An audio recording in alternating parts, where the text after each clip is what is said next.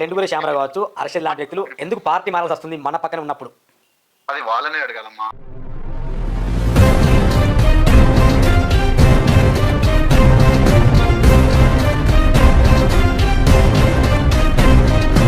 నమస్కారం ఫ్రెండ్స్, నేను మీ సూరన్న. ఈరోజు మనతో పాటు దేవేందర్ కూడా సూరన్న టీవీ రావడం జరిగింది. వాస్తవానికి మీకు వెనుక ఒక పిక్ అనిపిస్తుంది. ఆ పిక్ ఏంటో మీకు తెలిసి అనుకుంటా. కండవాళ్ళు నిజంగా రోజు రోజుకు మారుతున్నాయి. నేను ప్రతిరోజు చెప్తున్నా, కండవాళ్ళు మార్చుకునే రాజకీయ నాయకులు వారి క్యారెక్టర్ని మార్చుకోరు. సేమ్ క్యారెక్టర్ కానీ కండవాలే చేంజ్ అంతే. ఈరోజు బీఆర్ఎస్ కండవ ఉంటా, రేపు బీజేపీ ఉన్నా, ఎల్లుండి కాంగ్రెస్ ఉన్నా, కండవాళ్ళు మారుతున్నాయి కానీ వాళ్ళ యొక్క క్యారెక్టర్ మారడం లేదు. ఇక నేరుగా మన సబ్జెక్ట్లో వెళ్తే కనుక ఇతను లెండుగురి శ్యామరావు, మాలి రాష్ట్ర అధ్యక్షుడు తను. ఇక ఇతనేమో దండవిటల్ ఎమ్మెల్సీ ఉమ్మడి ఆదిలాబాద్ జిల్లాకు. ఇక ఈయనని ఇన్వైట్ చేసి మెడల్లో కండలు వేసాడు. వాస్తవానికి లెండుగురి శ్యామరావు ఏ పార్టీ? మరి గతంలో ఫస్ట్ బీజేపీ పార్టీ అయినా, ఆ తర్వాత బీఆర్ఎస్ పార్టీ, ఈరోజు కాంగ్రెస్ పార్టీ. మరి రేపు ఏ పార్టీ? ఈ విషయం మనకు తెలియాలంటే కొన్ని లోతైన విషయాలను నేర్చుకుందాం మిత్రులారా. దయచేసి సూరన్న టీవీ ఎవరైనా సబ్స్క్రైబ్ చేయకపోతే వెంటనే సబ్స్క్రైబ్ చేయండి, బెల్ బటన్ క్లిక్ చేయండి. వాస్తవాన్ని, నిజాన్ని ఉన్నట్టు మాత్రమే మాట్లాడతా. కొన్ని వాస్తవాలు నేర్చుకుందాం. దేవేందర్, లెండుగురి శ్యామరావు ఆర్ఎస్ ప్రవీణ్ కుమార్ దగ్గర ముఖ్యమైన నేత, మన ఆర్ఎస్ రైట్ హ్యాండ్. ఇప్పుడు ఈయన లేడు, ఇప్పుడు అర్షద్ లేడు. అంటే ఆర్ఎస్ ప్రవీణ్ కుమార్ దగ్గర ఉన్న ముఖ్య నేతలు ఎవ్వరు కూడా ఆర్ఎస్ ప్రవీణ్ కుమార్ దగ్గర ఉండకుండా బయటికి వస్తాను. ఇది సిర్పూర్ నియోజకవర్గంలో చాలా హాట్ టాపిక్ మిత్రులారా. ఎందుకు ఈ మాట చెప్తున్నంటే, గతంలో మీరు చూసుకోండి, 2 రోజుల క్రితమే అర్షద్ అనే వ్యక్తి రాజీనామా చేసిండు, నేను ఉండని చెప్పిండు.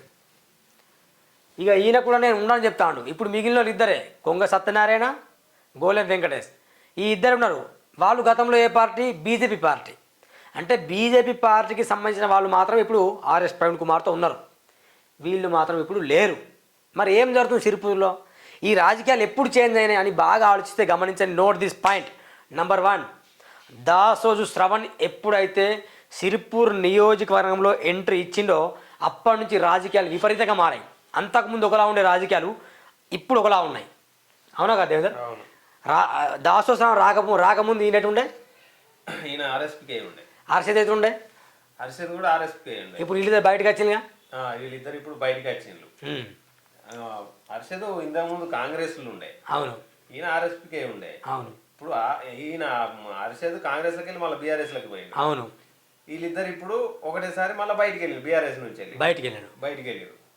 ఇప్పుడు ఏంది మరి దీనికి కారణం?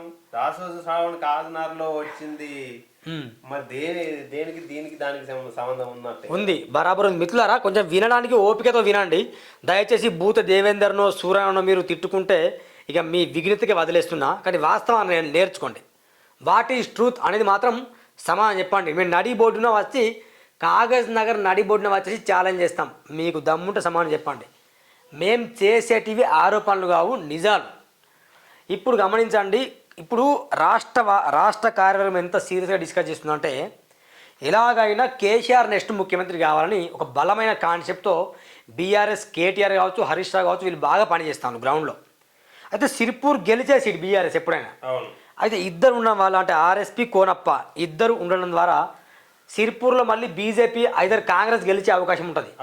కాబట్టి దాసోజు శ్రవణ్ సిర్పూర్లో అడుగుపెట్టినప్పుడు మొత్తం కేల్ కథం దుకాన్ బంద్ అనే విషయాలు ఆయనకు తెలిసినాయి. ఏంటంటే ఎగ్జాంపుల్, మున్సిపల్ ఎన్నికల్లో 24 సీట్లు కోనప్ప వర్గానికి, కేవలం 6 సీట్లు ఆర్ఎస్ ప్రవీణ్ కుమార్ వర్గానికి ఇచ్చినప్పుడే అక్కడనే అర్థమైంది ఏంది, ఆర్ఎస్ ప్రవీణ్ కుమార్కి అంత సినిమా లేదు, అంత సత్తా లేదు, కోనప్పకే అంత సత్తా ఉండని చెప్పేసి ఇక ఆయనకి 24 ఇవ్వడంతో ఇక వీళ్ళకి తెలిసిపోయింది, మా పని అయిపోయింది, ఆర్ఎస్పీ కూడా పోటీ చేయడు, చేవేళ్ళను లేదా బెల్లంపల్లి చేస్తాడా చెడు తెలియదు. కాబట్టి అంతకంటే ముందే మనం పార్టీ మారితే బెటర్ అనుకొని ఈయన వచ్చిండు. లేదా ఆర్ఎస్ ప్రవీణ్ కుమారే వీళ్ళని పంపాలి, అరే నాతో ఉంటే మీకు బస్ స్టాండే మీ బతుకు, మీకు ఏం దొరకదు, మీరు అనవసరంగా కాంగ్రెస్లో వెళ్ళిపోయిన అధికార పార్టీలని ఆయన చెప్పి ఉండాలి. లేకుంటే లేదు సార్ మీకు టికెట్ రాదు సార్, మేము ఖచ్చితంగా బీఆర్ఎస్ అన్నా లేకుంటే కాంగ్రెస్ అన్నా చూసుకుంటాం అని చెప్పేసి వీళ్ళన్నా బయటికి రావాలి. ఇక్కడ విషయం ఏమైందంటే, ఆర్ఎస్పీ వీళ్ళందరికీ మాట ఇచ్చిండు, మనకే సీట్లు ఎక్కువ వస్తాయి, మనమే బీ ఫామ్లు ఇచ్చుడు, ఎవరికి ఇచ్చేది లేదు, మన పార్టీ వాళ్ళే అందరూ అని చెప్పేసి ఆర్ఎస్పీ వీళ్ళకి హామీ ఇచ్చిండు. వీళ్ళకి హామీ ఇచ్చిన వల్ల వీళ్ళు అదే ధైర్యంతో ఉన్నారు. అయితే ఇక్కడ దాసు శ్రావణ్ వచ్చిన తర్వాత ఏమైంది కదా అంటే మొత్తం సీట్లు నాకే కావాలని ఆర్ఎస్పీ, కోనప్పకు ఆయన కొన్ని కావాలి కదా అంటే ఎన్నో కొన్ని ఇస్తామని అన్నాడు. అయితే కోనప్ప ఒప్పుకోలేదు. మీరు ఎంక్వైరీ సర్వే చేపియండి సార్, మీరు సర్వే చేపించి ఎవరికైనా సీట్లో మీరే డిసైడ్ చేయండి అని చెప్పిండు. నిర్వహించింది. దాంట్లో కోనప్పకు 24 సీట్లు కేటాయించింది, మిగతా 6 సీట్లు ఆర్ఎస్పీ. బాగా దగ్గరగా దాసోజు ఎట్లా జరిగింది అట్లా మ్యాజిక్ అది మనకు తెలియదు కానీ జరిగింది ఇది. అలా జరిగిన మళ్ళీ వీళ్ళు ఇక అందులో నుంచి వెళ్ళారు. అంటే వీళ్ళకి కన్ఫర్మ్ గా డౌట్ వచ్చింది ఆర్ఎస్పీకి టికెట్ రాదు సిరిపూర్లో, అంతే కదా ఇక దాని ఉద్దేశం అదే మిత్రులారా. లెండుగురి శ్యామరావు మాత్రం అందుకే ఒక్కసారి మనం లైవ్లో కాల్ చేసే ప్రయత్నం చేద్దాం. నేను ఆర్ఎస్ ప్రవీణ్ కుమార్ కూడా చేస్తా, ప్లస్ లెండుగురి శ్యామరావు కూడా ముందుకు కాల్ చేసే ప్రయత్నం చేస్తాం.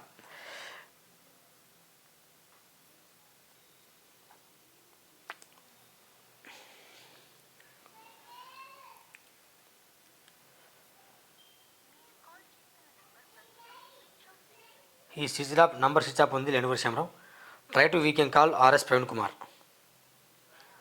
మరి మిత్రులారా నాకు పెద్ద డౌట్ ఏంటంటే ఆర్ఎస్పీ మీద కోపంతో కాదు ఈ వీడియో, ఏదో ఆర్ఎస్పీని బద్నాం చేయాలనో ఆర్ఎస్పీని తిట్టాలనో కొందరు అంటే వాళ్ళు కామెంట్లు పెడతాను.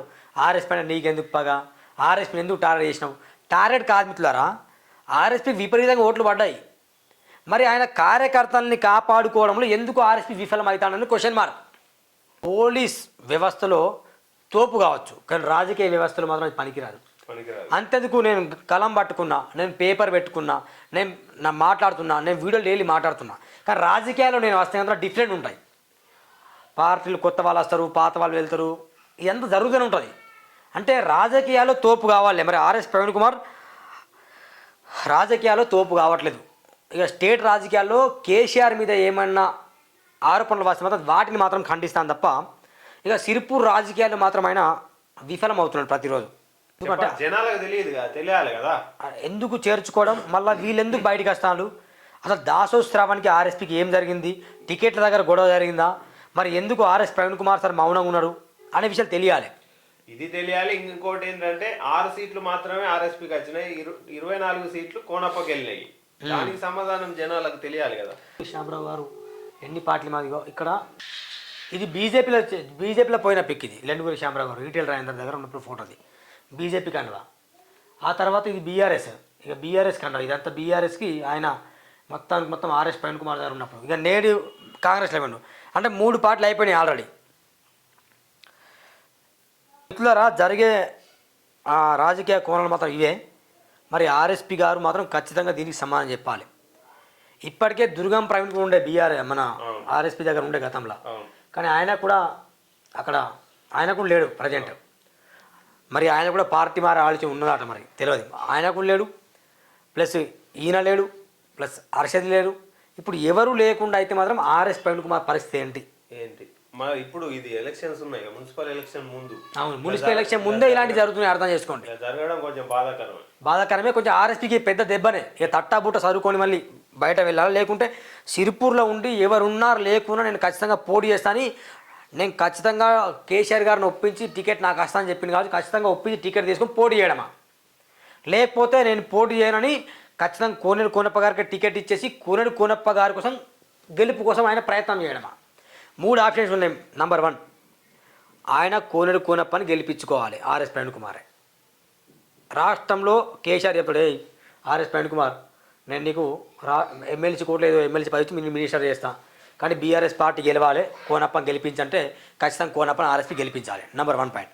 నంబర్ 2 పాయింట్, ఆర్ఎస్పీ నువ్వు వెళ్ళు అలంపూర్, చేవెళ్ళ, లేకపోతే ఎస్సీ రిజర్వ్డ్ ఉంది బెల్లంపల్లి, చెన్నూరు, అక్కడికి వెళ్ళి పోటీ చేయి, కేసీఆర్ బొమ్మ చూసి ఓటేయాలని నేను చెప్తా, ప్రచారం చేస్తాను, అక్కడి నుంచి అక్కడ గెలిచిన తర్వాత నేను మినిస్టర్ పదవి ఇస్తాను, అదన్న చేయాలి. 3వ పాయింట్, నువ్వు రాష్ట్రం కోసమే ఇట్లనే ఫైట్ చేయి. ఎట్లయితే జూబ్లీహిల్స్ ఎన్నికల కోసం నువ్వు బాగా ఫైట్ చేయని చెప్పినప్పుడు అజరుద్దీన్ గారికి మంత్రివర్గంలో స్థానం ఇచ్చిండో అట్లా నీకు కూడా స్థానం ఇస్తాను చెప్పడమా. ఇగో ఇలాంటి జరిగితే మాత్రం ఆర్ఎస్ ప్రవీణ్ కుమార్ నువ్వు ఎట్లా అంటే అట్లా సార్, నువ్వు ఎట్లా అంటే అట్లా సార్ అని చెప్పడం, మౌనంగా ఉండడం. లేదు నేను ఖచ్చితంగా సిరిపూర్లే పోటీ చేస్తాను అంటే ఖచ్చితంగా బీఆర్ఎస్ రాజీనామా చేయాలి, ఏదైనా ఇండిపెండెంట్గా పోటీ చేయాలి, లేకపోతే బీఎస్పీ నుండి మళ్ళీ పోటీ చేయాలి, చేసి నువ్వు అక్కడ వీళ్ళని అక్కడ కాపాడుకోవాలి, చచ్చిపోయినా బతికిన ఆనే ఉండాలి. ఇది జరిగే పరిస్థితి. మరి లెట్స్ చూద్దాం ఏమవుతుందో. ఇప్పుడైతే ఫోన్ లిఫ్ట్ చేసి మళ్ళీసారి నేను ప్రయత్నం చేస్తాను మిత్రులారా. అనవసరంగా కార్యకర్తలు మీరు దయచేసి ఫీల్ కాకండి. ఫీల్ కాదు, వాళ్ళు అయోమయంలో ఉన్నారు. అవును, అసలు ఏంటి ఇలా జరుగుతుంది ఏంటి అంటే మొత్తం సీట్లు మనమే ఇవ్వాల్సింది, వీళ్ళు మనకిచ్చుడు ఏంది, 6 సీట్లు రావడం ఏంది అన్న అయోమయంలో ఇప్పుడు కార్యకర్తలు ఉన్నారు. అవునవును, ఎప్పటి నుంచి ప్రయత్నం చేస్తాం, సార్ లిఫ్ట్ చేయట్లేదు, మేము బిజీ ఉండొచ్చు. బట్ ఖచ్చితంగా ఈ వీడియో సార్ గారికి పంపిస్తాం, మొత్తం సార్ వినాలి, ప్రెస్ మీట్ అన్న చెప్పాలి. Hello sir. చెప్పండి సార్ నమస్కారం సార్, నేను Suranna sir, Suresh Gupta Suresh. Sir. First time in front of live నేను మీకు కాల్ చేశాను సార్. లైవ్లో మీకు కాల్ చేశాను సార్. బాగున్నారు సార్? వెరీ గుడ్ అమ్మా సురేష్. సార్ చిన్న విషయం సార్, చెప్పమ్మా. మన లెండుగురి శ్యామరావు కావచ్చు, అర్షద్ లాంటి వ్యక్తులు ఎందుకు పార్టీ మారాల్సి వస్తుంది మన పక్కన ఉన్నప్పుడు? లెండుగురి శ్యామరావు కూడా కాంగ్రెస్ పార్టీలో వెళ్ళారు సార్ ఈరోజు. అది వాళ్ళనే అడగాలమ్మా. వాళ్ళకు ఓపిక ఉండాలి, రాజకీయాలు అంటే ఓపిక ఉండాలి. రాజకీయాల్లో అన్ని జరుగుతాయి, రకరకాల మనం ఊహించలేనన్ని మార్పులు జరుగుతుంటాయి రాజకీయాల్లో. మనం లక్ష్యం మీద స్పష్టత ఉన్నప్పుడు, మరి వాళ్ళకు కూడా లక్ష్యం మీద స్పష్టత ఉన్నప్పుడు, నాయకుడి మీద నమ్మకం ఉన్నప్పుడు నాయకుని పట్టుకొని పోవాలి. మరి వాళ్ళు ఎందుకోసం పోయిన అనేది మీరు వాళ్ళని అడగాలి, ఇద్దరిని. వాళ్ళ నంబర్ సీతాపస్తుంది, అందుకే మీ కాల్ బ్యాక్ చేశా. వాళ్ళనే అడగాలి. వాళ్ళు నా ఫోన్ కూడా ఇస్తలేరు, మరి అందుకని వాళ్ళని అడగాలి. కరెక్ట్. అంటే మీరు వాళ్ళకు మంచి మంచి పదవులు ఇచ్చారు కదా సార్ బీఆర్ఎస్ లో కూడా. ఇచ్చిన బ్రదర్, మరి వాళ్ళు పోయినాడు వాళ్ళని అడగాలి కదా, నన్ను అడగట్లేదు. చెప్తాను నేను బొమ్మని చెప్పాను కదా. ఇప్పుడు డౌట్ అదే సార్, ఏంటంటే సారే పంపిస్తాను లేకపోతే వాళ్ళు పోతాను డౌట్. తప్పండి, తప్పు. అట్లా అట్లా అట్లా నేను అంత నీచమైన రాజకీయాలు చేయను. అట్లా ఆ స్కూల్ నుంచి రాలే నేను. నేను మా రాజకీయాల ద్వారా ప్రజల జీవితాలు మార్చాలని వచ్చాను, అంతే తప్ప నీచమైన రాజకీయాలు చేయాలంటే. అంటే సార్ వాళ్ళు ఏమంటారు అంటే, బహుశా ఏమన్నా మాకు ఈ మున్సిపల్ ఎన్నికల్లో 6 సీట్లే రావడం ద్వారా సార్కి ఇక్కడ టికెట్ రాకపోవచ్చు, మరి ఉండేం లాభమని వాళ్ళు వెళ్ళిపోయారా? గెలుపు అవకాశాలు ఉన్న ప్రతి ఒక్కరికి పార్టీ ఇచ్చింది. పార్టీ అనేది మామూలుగా ఇవ్వదు. పార్టీ రకరకాల సర్వేలు చేస్తుంది, అభ్యర్థుల బలాలు చూస్తుంది, రిజర్వేషన్లు చూస్తుంది. ఇవన్నీ చూసి గెలుపు అవకాశాలు ఉన్న అభ్యర్థులందరికీ కూడా పార్టీ ఇచ్చింది. అక్కడ ఇక్కడ అడ్జస్ట్మెంట్లు అవి ఇబ్బందులు ఉంటాయి. ఆ ఇబ్బందులు ఉన్నప్పుడు అడ్జస్ట్ కావాలి. ప్రతిసారి కూడా మనం చెప్పింది నెగ్గాలనడానికి ఉండదు. అట్లా మొండిపట్టు పనికిరాదు ప్రజాస్వామ్య రాజకీయాల్లో. దీర్ఘకాలిక వ్యూహం ఉండాలి, దీర్ఘకాలిక లక్ష్యం ఉండాలి, లక్ష్యం మీద స్పష్టత ఉండాలి, ఓపిక ఉండాలి. అన్నిటికన్నా ఓపిక, సహనం ఉండాలి, నాయకుడి మీద నమ్మకం ఉండాలి. అవి ఉన్నప్పుడు అవుతాయి. అంటే 1-2 అక్కడిక్కడ ఇబ్బందులు అవుతాయి, ప్రతిసారి కూడా అయితే. ఎమ్మెల్యే ఎలక్షన్లు అయితే, ఎంపీ ఎలక్షన్లు అవుతాయి, సర్పంచ్ ఎలక్షన్లు అయితే, మున్సిపాలిటీ ఎలక్షన్లు అవుతాయి. పార్టీ ఇది ప్రత్యేకమైన పరిస్థితి. అందుకని ఓపికతోని పార్టీ న్యాయాన్ని, పార్టీ నిర్ణయాన్ని గౌరవించి చేయాలి, అంతే తప్ప తొందరపడితే ఎట్లా పడకూడదు. నేనైతే వాళ్ళు తొందరపడ్డారని అనుకుంటున్నాను. అదే ముఖ్యమైన నేతలు వెళ్తే అందుకే మీకు కాల్ చేశాను sir. Okay, thank you sir. వాళ్ళు తొందరపడ్డారని అనుకుంటున్నాను. Okay sir. Okay, thank you. వింటున్నారు కదా, ఆర్ఎస్పి సార్ చెప్పే ముచ్చట ఏంటంటే, అధికార వర్గం సర్వే చేసి అక్కడ సీట్లు ఎవరికి రిజర్వేషన్ పరంగా మరియు పార్టీ బలహీనతల పరంగా చూసుకొని వాళ్ళకు 24 సీట్లు వెళ్ళినాయి అంతే తప్ప వేరేది ఏం లేదు అని చెప్తున్నాడు. అంటే వాస్తవానికి నేను ఒకటి గమనించింది ఏంటంటే, ఆర్ఎస్పిలో ఎక్కడ కూడా ఆయనకు కోనప్ప మీద వ్యక్తిగత కోపము లేదు, వ్యక్తిగత దేశం ఏం లేదు. వాస్తవం లేదు. పార్టీని బలోపేతం చేసే విషయంలో వాళ్ళు ముందు లేరు. ఏదో చిన్న విషయాలు జరిగినాయి, వాళ్ళ ఫోన్ కూడా ఎత్తట్లేదు అంటే సీతాప్ వస్తుంది. మరి లెండుగురి శ్యామరావు గారు ఆలోచన చేయాలి. నేను చెప్పాలి కదా. ఇప్పుడు మీరు అతన్ని అక్కడ నుంచి వెళ్ళొచ్చినప్పుడు, సార్ మీరు చేసే విధి విధానాలు మాకు నచ్చక మేము వెళ్తున్నాం. అర్షద్ పెట్టిండు కదా ప్రెస్ మీట్ పెట్టి, నేను ఎందుకు వెళ్ళిపోతున్నానో చెప్పాను. పునదారునే ఉండాలని చెప్పి బయటకు వచ్చినట్లా మీరు కూడా చెప్పాల్సింది, సో అని చెప్పాల్సింది. మీరు ఇలా ఫోన్ స్విచ్ ఆఫ్ చేసుకొని అలా ఉంటే ఒక కాదుగా. అయినా పోయి కాంగ్రెస్లో పోతే ఏమవుతుంది మరి చెప్పు. చెప్పండి, ఇది పెద్ద జోక్. పోయి మళ్ళీ కాంగ్రెస్లో పోవడం. దండేవిటలు ఇప్పుడు సీఎం కుర్చీకి ఆయనకు దిక్కు లేకుండానే దావోస్ పర్యటన చేసుకుంటూ ఢిల్లీకి మూటలు అప్పచెప్తాను రేవంత్ రెడ్డి. ఇది వాస్తవం. ఇక్కడ కాంగ్రెస్ పార్టీకి సిరిపూర్లో దిక్కు కాంగ్రెస్ దివాన లేదు. పార్టీ ఏం చెప్పుకొని అధికారంలోకి వస్తుంది మళ్ళీ ఏం చెప్పుకొని సీట్లు గెలుస్తుంది? రైతు బంధు ఇవ్వట్లేదని చెప్తుందా? రుణమాఫీ చేయలేదని చెప్తుందా? అమలు కాని హామీలన్నీ ఇచ్చి మేము అబద్ధాలు చెప్పి మేము అధికారంలోకి వచ్చినామని చెప్పి వస్తుందా? ఏం చెప్పి వస్తుంది? కాంగ్రెస్ పార్టీకి ఏముందని వస్తుంది? ఇప్పుడు అయిపోయి సిట్ విచారణ నడిపించి ఇన్ని రోజులు దాన్ని ఇక్కడ అమలు కాని హామీలన్నీ డైవర్ట్ చేయడానికి ఈ సిట్ అనే దాన్ని ఒకదాన్ని ముందుకు తీసుకొచ్చి దీంట్లో హరీష్ రావును ఒకసారి, కేటీఆర్ను ఒకసారి, కేసీఆర్ను ఒకసారి చేసిర్రు. లాస్ట్కు అధినేత అయిన బీఆర్ఎస్ అధినేత అయిన కేసీఆర్ని కూడా సిట్ విచారణ అయిపోయింది. మరి ఇప్పుడు అరెస్ట్ చేస్తారా? కేసీఆర్ని అరెస్ట్ చేస్తారా? అంటే ఇవన్నీ ఈ టాపిక్ వేరు. ఎందుకు మాట్లాడుతున్నామంటే కాంగ్రెస్ పార్టీకి తెలంగాణ రాష్ట్రంలో ఒక ఎత్తుంటే సిరిపూర్లో మొత్తం దిక్కు దివాన లేదు, మొత్తం చాప్టర్ క్లోజ్ అయిపోయింది. సిరిపూర్లో కాంగ్రెస్ చాప్టర్ క్లోజ్. అలాంటప్పుడు ఈయన వెళ్ళేసి ఏం ఇస్తారు? మరి ఈయన ఇస్తారా తులం బంగారం? లేనుగురి శ్యామరావు దండలు కలిసి ఇస్తారా? రుణమాఫీ ఎంత చేస్తారా వీళ్ళు? ప్రజాఫేస్ట్ అమలు పరుస్తారా? 53 పేజీల ప్రజాఫేస్ట్ ఉంది, మరి అవన్నీ అమలు పరుస్తారా? దిక్కు దివాన లేదు దాన్ని. ఇప్పుడు మన కండవా కప్పుకొని ఏం లేదు, నచ్చకపోతే కండవాలు మార్చుకోవడం, అంటే ఇది ఒక ఫ్యాషన్ అయిపోయింది కండవాలు మార్చుకోవడం. మిత్రులారా, ఇది ఒకటి నేను చెప్తున్నా, ఈ కండువాలు మార్చుకోవడం, పార్టీలు మార్చుకోవడం ఇది బంద్ చేయండి. ఫస్ట్ మీరు ప్రజలకు ఉపయోగపడే ప్రజల కోసం పని చేయడానికి మీరు రాజకీయాలకు వస్తున్నారు. ఈ కండువాలు మార్చుడు ఏంది? ఇప్పుడు ఈ అటు ఇటు ఏంది ఇదంతా? కొంచెం మీరు ఆలోచన చేయాలి. ఈ పార్టీలు మారడం, కండువాలు మార్చుకోవడం అనేది జర బంద్ చేయండి. స్విచ్ ఆఫ్ వేస్తుంది. ఏదేమైనా మళ్ళీ కాల్చే ప్రయత్నం చేద్దాం. చూడండి, సురణ టీవీ సబ్స్క్రైబ్ చేయండి, బెల్ బటన్ క్లిక్ చేయండి. మరీ చెప్తున్న మిత్రులారా, మేము ఎవరికి ఇందులో బానిసగా మాత్రం పనిచేసే జర్నలిస్టం కాదు. అలాంటి దోస్తాను మా మధ్యలో లేదు. మేము బానిసలం.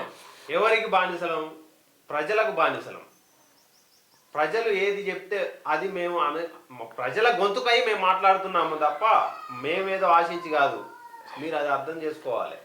మీరు ఏమైతే అడగాలనుకుంటున్నారో, ఏమైతే వీళ్ళకి ఇప్పుడు ఇతను మన లెండుగురే శ్యామరావు గారు ఎందుకు వెళ్ళారో ఆర్ఎస్ ప్రవీణ్ అడిగినాం. మీకు తెలియదు, మీరు అడగాల్సిన క్వశ్చన్ మేము అడిగినాం అంతే. శ్యామరావు గారిని అడుగుదామంటే శ్యామరావు గారు స్విచ్ ఆఫ్ చేశారు. అందరిని అడుగుతాం మిత్రులారా, మీకు ఏ రాజకీయ నాయకుడే పర్లేదు.